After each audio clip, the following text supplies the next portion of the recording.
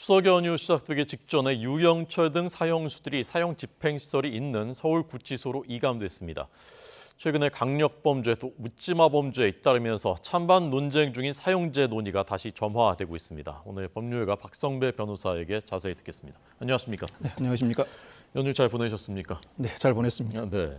우리나라에서 사형이 마지막 집행된 게 언제인가요? 1997년 12월에 사형이 집행되었으니 사실상 거의 26년간 사형이 집행되지 않았습니다. 이 정도면 세계적으로도 실질적 사형 폐지국으로 평가할 수 있습니다.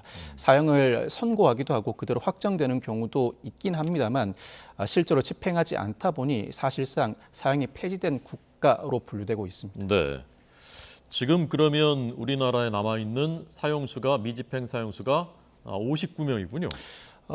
사형을 선고받고 확정된 채로 대기하다 질병 등으로 사망한 사형수가 12명입니다. 예. 나머지 남아있는 사형수가 59명인데 사실 59명 외에도 사형수가 존재했습니다만 이들이 감형받기도 합니다. 사형을 선고받고 확정된다고 하더라도 대통령의 권한, 즉 사면 권한으로 특별 사면 내지는 감형을 받을 수 있는데 네. 특별 사면 내지는 감형받은 사형수가 19명입니다. 그렇군요. 그렇지 않고 현재 그대로 남아있는 사형수가 모두 59명입니다. 네.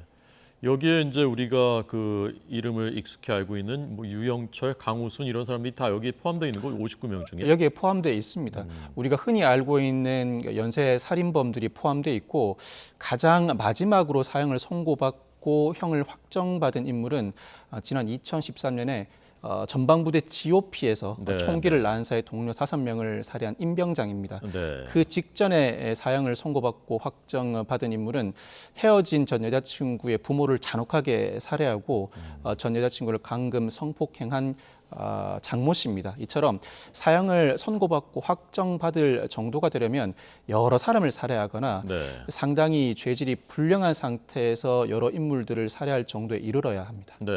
그러니까 사형 선고 자체도 거의 10년 가까이 지금 없는 거군요. 그렇습니다. 최근에는. 사형 선고 자체도 상당히 드물고 선고된다고 하더라도 실제로 집행 자체는 하지 않습니다. 네.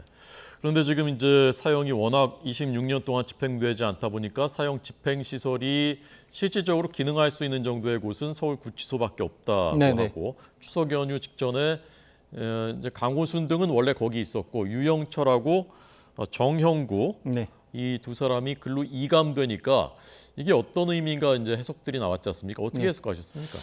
우리나라에서 사형장을 갖춘 이 시설은 서울, 부산구치소, 대구, 대전교도소 4곳입니다. 그렇지만 현재 실제로 사형 집행을 감행한다고 했을 때 사용할 수 있는 시설은 서울구치소가 유일합니다.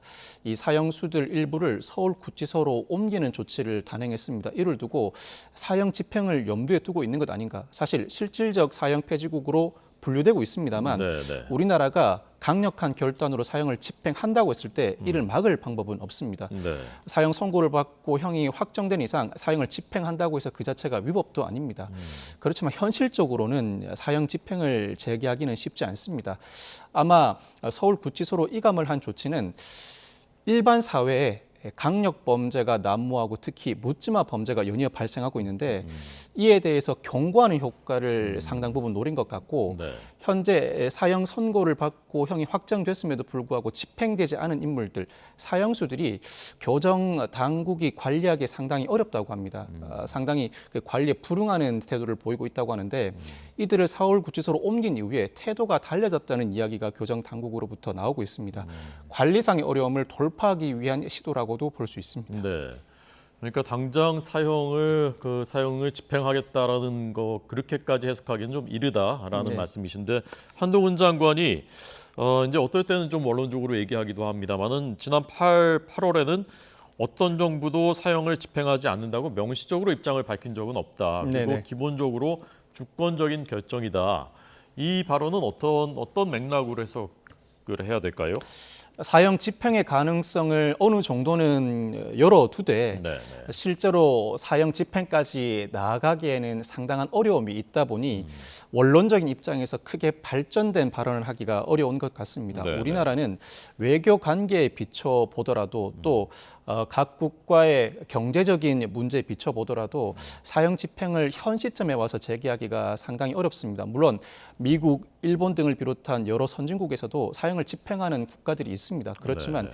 지금까지 사형을 집행해 오지 않다가 갑자기 그 흐름을 돌리는 건 쉽지가 않습니다. 유엔이 지난해 1월에 우리나라에 사형을 공식적으로 폐지할 것을 촉구하기도 했고 네. EU의 경우에는 사형제를 유지하는 국가는 회원으로 받지도 않을 뿐만 아니라 네. 사형 집행을 하는 국가와는 FTA 자유무역 협정을 체결하지도 않습니다. 네. 지난 이명박 정부에서 한번 사형 집행을 재개해 보고자 시도가 도입된 적도 있었습니다만 네.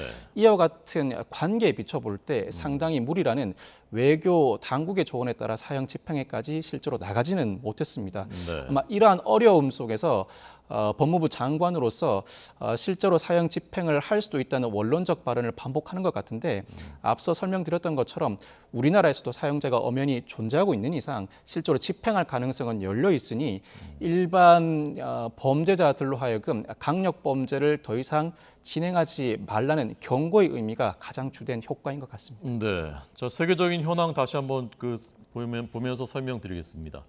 완전 폐지 국가가 112개, 일반 범죄에 대해서 폐지는 9개 나라. 그러니까 강력 범죄는 이런 것들은 강력 범죄는 그 집행을 한다는 얘기인가요? 그렇습니다. 9개 나라. 네. 상당히 죄질이 불량한 범죄에 대해서는 집행을 한다는 의미입니다. 네. 23개 국가는 사실상 폐지, 우리나라도 여기에 분류돼 있고요. 그렇습니다. 중국, 일본, 미국 등은 55개국은 유지하고 있습니다.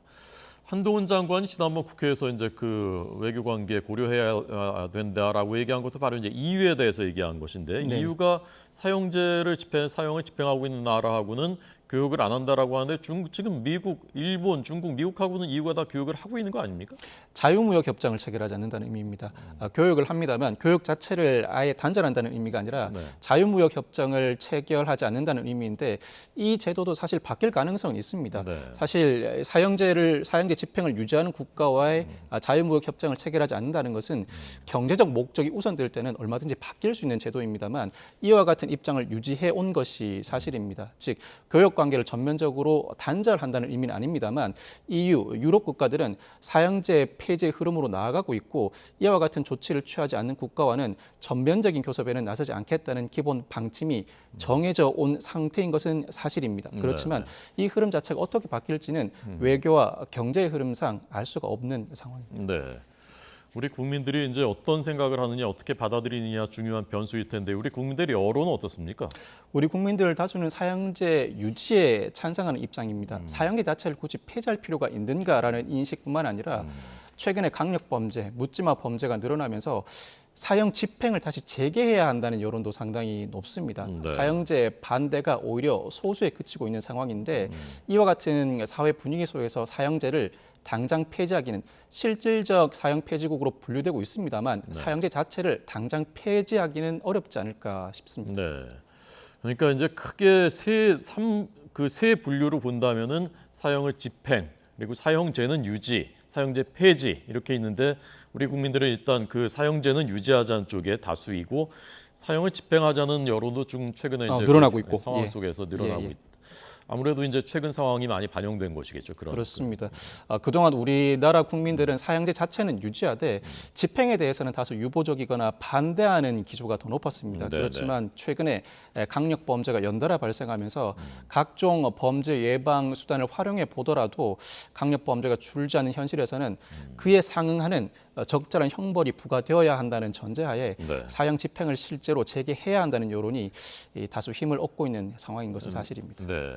근데 최근에 헌법재판소에서는 이 사형제가 합헌이냐, 그러니까 헌법에 합치하느냐 놓고 지금 세 번째 판단이 진행 중이라면서요.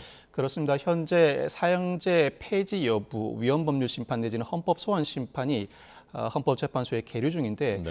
헌법재판소가 지난 1996년과 2010년 사형제 폐지에 대해서 위헌 심판을 진행하는 바가 있습니다. 네. 그런데 그 흐름이 다소 미묘합니다. 1996년에는 7대2로 합헌 결정, 2010년에는 5대4로 합헌 결정을 이루었습니다. 그렇지만 위헌 의견이 점차 늘어나고 있는 추세이고 네네. 헌법재판관 9인 중 6인 이상이 위헌 결정을 할 때는 사형제는 곧바로 폐지되게 됩니다. 현재 헌법소원의 형태로 사형제 폐지가 헌법재판소에 계류돼 있는데 만에 하나 올해 안에 선고가 이루어진다면 헌법재판소장이 올해 안에 퇴임할 것으로 보이는데 그 이전에 그 결정을 감행한다고 하면 6인 이상 위헌 결정을 할 때는 사형제가 곧바로 폐지될 가능성도 있습니다. 그렇지만 결론은 예단하기 어렵습니다. 물론 헌법재판관들 인사청문회 과정에서 반드시 사형제에 대한 의견이 어떤지를 질문을 받게 됩니다. 다수가 사형제에 대해서 폐지 내지는 위헌 가능성을 내비쳤습니다만 현재의 사회 여건, 국민의 여론을 감안해서 실제로 위헌 결정에 이르지 않을 가능성도 있습니다. 그 결과를 지켜봐야 할 것 같습니다. 네. 근데 4년 7개월째 심리라고 있습니까, 이걸? 상당 기간의 심리를 진행하고 있는데 헌법재판소도 물론 일정 기간 안에 형을 선고해야 한다 내지는 판결을 선고해야 한다는 규정이 있습니다만 훈시 규정이고 특히나 일반 재판과 다르게 큰 제도의 경우에는 사회적 변화가 상당 부분 수반되다 보니 숙고하는 경향이 있습니다. 일반 법원 재판보다 헌법재판소의 결정에 상당 시간이 걸리는 것은 사실입니다. 네.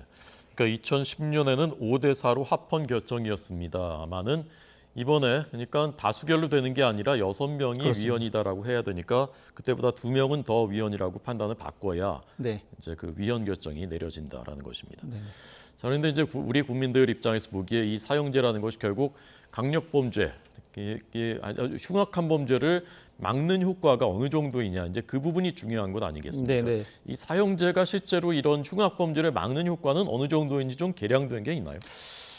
이 점에 대해서는 다툼의 여지가 상당합니다. 전 세계적으로 연구가 진행되고 있습니다만 사형제를 유지한다고 해서 범죄 예방에 별다른 효과가 없다는 연구도 나와 있는 반면에 실제로는 사형제가 존치된 이상 그로 인한 위하 효과로 분명히 강력 범죄 예방에는 효과가 있다는 반박 연구 결과도 있습니다. 어떤 연구 결과를 취득할지는 형사 정책적인 판단의 문제인데 우리 대법원은 사형제를 유지한다고 해서 범죄 예방 효과가 있는지 의문을 가지고 있는 것 같습니다. 그럼에도 불구하고 사형제 자체가 형벌은 기본적으로 범죄에 상응한 조치를 취한다는 기본 이념에 근거하고 있습니다. 사형 범죄를 저지를 만한 즉 살인 범죄를 저지른 흉악범에 대해서는 사형제가 그 응보 효과로서 유지되어야 한다는 그 이념은 갖고 있습니다만 범죄 예방 효과 자체에 대해서는 대법원조차도 다소 의문을 가지고 있는 것 같습니다. 이게 사실 그 데이터나 이런 것으로 이제 느껴지는 것하고 현장에서 체감되는 것하고 다를 수 있는데 이제 형사 사건은 이제 많이 하시고 또 이제 법정에도 많이 이제 그 출석을 하시니까 변호사님 보시기에 개인적인 의견임을 전제로 사형제가 만약에 이제 사형이 다시 집행된다면 이게 이런 아주 흉악 범죄를 막는 그런 심리적인 효과가 있을 것이라고 보십니까? 어떻습니까? 저는 개인적으로 사형제도 완전히 폐지되어야 한다는 입장입니다. 그럼에도 불구하고 범죄 예방 수단들이 어느 정도 구비되어 있는 상태에서 사형이 실제로 집행된다면 강력범죄 억제 효과가 실무상으로 어느 정도 있을 것이라고 생각합니다. 그럼에도 불구하고 여러 가지 다른 이유를 들어서 사형제 폐지가 이루어져야 한다는 입장인데 체감하는 실무상 느끼기에는 사형제가 존치되고 집행이 실제로 이루어진다면 강력범죄 억제 효과는 어느 정도 있다고 느껴지는 것은 사실입니다.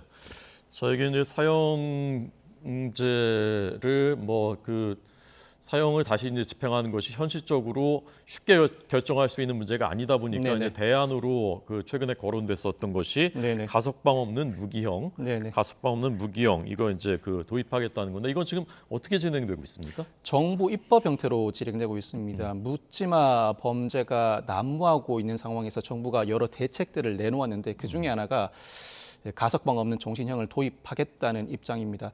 정부 입법 형태로 진행되고 있는데 그렇지만 단순히 정부의 주도만으로 이 제도를 도입할 수는 없습니다. 국회가 법률을 개정해야 합니다. 즉 형법을 개정해야 하는데 이 제도가 그대로 도입된다면 판사가 무기징역형을 선고하면서 가석방이 가능한 무기징역 또는 가석방이 불가능한 무기징역 선택을 해서 선고해야 합니다.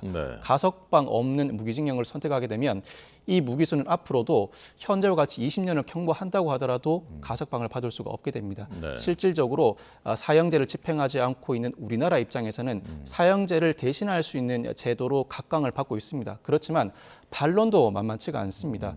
범죄 예방 효과가 의문일 뿐만 아니라 어떤 죄수도 나갈 수 있다는 희망을 안고 살아가게 된다. 이를 전제로 교화 가능성이 존재하게 되는 것인데 나갈 수 있다는 희망 자체조차 박탈해버리면 교화 가능성은 상장할 수 없다는 반론도 있습니다. 네. 이에 대한 제 반론으로 한동훈 법무부 장관도 직접 언급한 바가 있습니다만 가석방 없는 무기징역형이라고 하더라도 특별 감형과 사면은 가능하다. 아까 설명드렸던 것처럼 사형을 선고받거나 무기징역을 선고받는다고 하더라도 대통령의 권한으로 특별 사면과 감형은 가능합니다. 사면의 고유한 권한을 행사하는 것입니다.